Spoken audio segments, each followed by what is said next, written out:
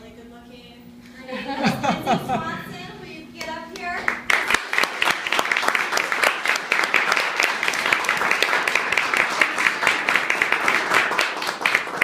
So in all fairness, before I begin, I found out this morning at 9 a.m. and I have a sore throat, so thank you so much for giving me your grace. I'm very excited to be here. So, Madam Toastmaster, Mr. President, distinguished guests, members, I am so humble and excited to be here. The speech that I prepared to you today has something to do a little bit with this mustard seed.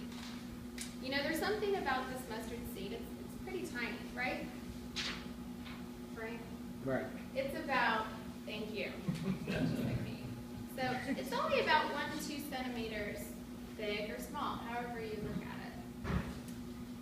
You know, I look at this mustard seed and, here you go, almost done. So I look at this mustard seed and I think to myself,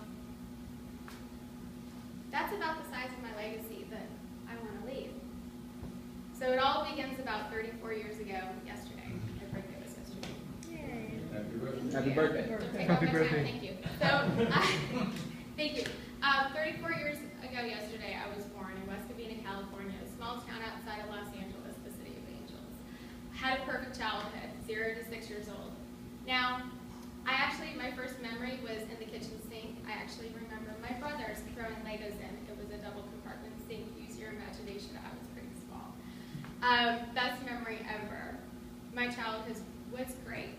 At 6 years old, my parents decided to do the biggest project of their life, which was building a house, and that ended my parents' relationship. So that was in San Clemente, California. Later on, my life went. Trials, tribulations. I came onto Chapel Hill. It was such a blessing. And in Chapel Hill, I found cheerleading. Honestly, it was my saving grace. I did it for about 8 years. I didn't realize that at the time, the Lord was really putting me in a place that gave me an outlet from my family and how unhappy they were. So we're talking and discussing, or I'm talking about this mustard seed. Well, let me tell you when it was first planted. It was planted inside of me when my parents had the wonderful idea of putting me in elementary school. And not only elementary school, I was afraid I was going to make that mistake, but it was a private elementary school. I got to learn a little bit about God and Jesus. The problem was, is in that first period of my life, they stopped going to church. They stopped talking about their faith. We stopped praying. Ironically, that's when my parents got divorced 2 years later. So there went my faith. It stopped at 6.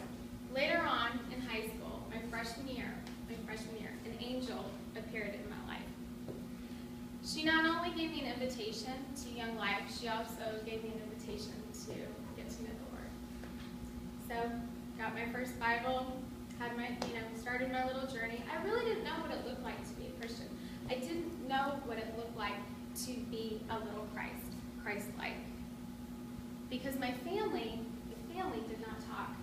Or really, I didn't see the presence of the Lord in my family. Although I knew the whole time that God was following right there with us. Later on, college happened. College was great. During that time, life of course, many distractions. Life happens. So, what do we do in college? Anybody? Can I get somebody?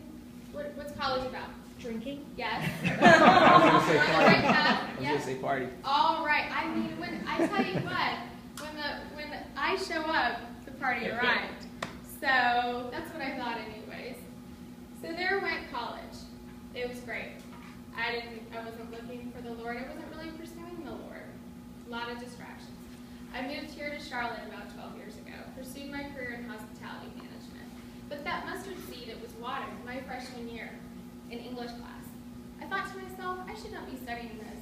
I need to study religion. And then I thought that was crazy. So I went on to hospitality management, pursued my career in hotels, wanted to be the general manager of a Ritz-Carlton. Later on, about 8 years, 10 years ago, I decided I wanted to go into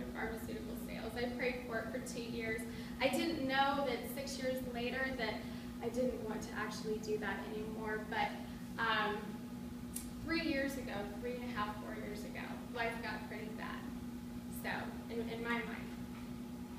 So life distractions happened, the partying still continued, and I had a moment. Is God really real? This first moment I doubted God in my life. And in that moment, it was the scariest moment of my life, and it's the best moment of my life. Because what happened then, the next day, I found a church right across the street from my home, which we'll talk about in another speech. My mentor walked into my life, which is the second angel, taught me about how God is actually in the details, and watered that seed until it germinated.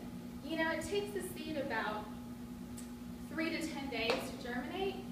With me, it took about 30 years.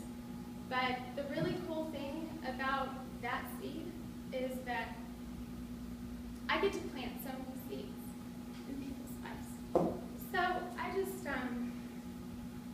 ask you guys, as you're living your life and moving forward, what motivates you, right? What keeps you steadfast? What gets you out of bed in the morning? Because I know what motivates me. It's not only learning about the Lord, but it's being that mustard seed. It's planting that mustard seed. It's watering that mustard seed.